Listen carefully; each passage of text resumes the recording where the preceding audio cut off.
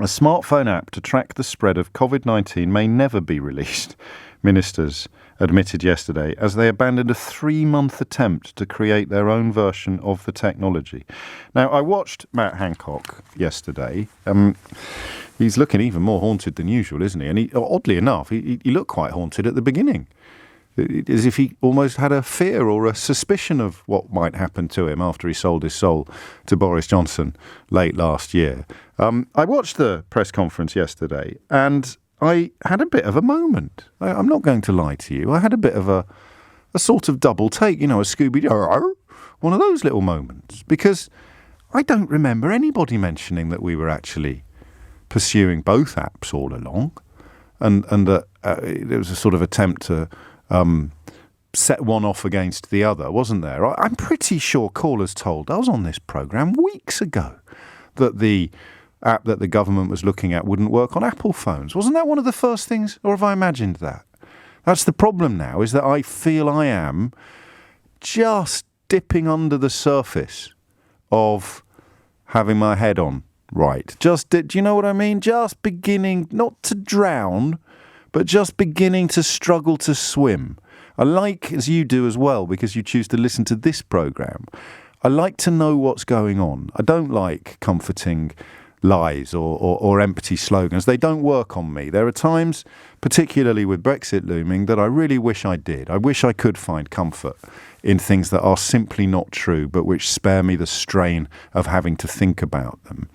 But with this app, I think for the first time this morning, I found myself almost waving the white flag.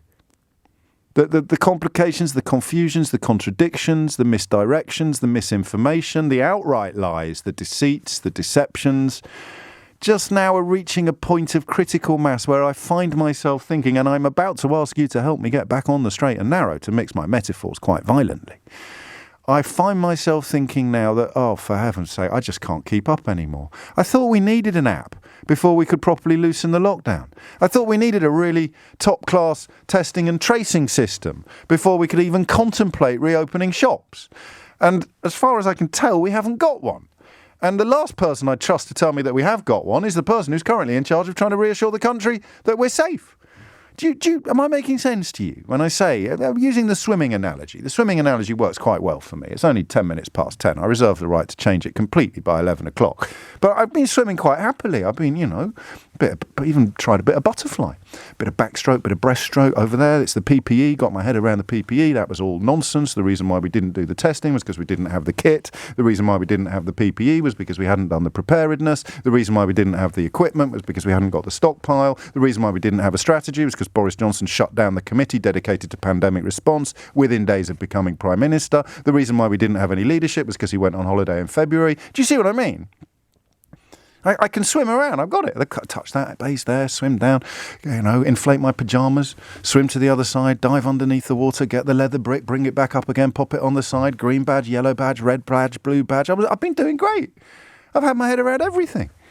And then today, looking at this story about the app, I just feel myself throwing my hands up in frustration and saying, I don't even know what day it is anymore.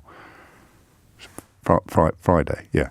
I don't even know what day it is anymore. I'm 99% sure that we were supposed to have a really good testing and tracing system in place before we could even contemplate reopening some of the stuff that we've reopened this week. And yet then I hear people who, to the best of my knowledge, don't have any doctorates in virology, insisting that we need to get even more open as quickly as possible. Otherwise, terrible things will happen.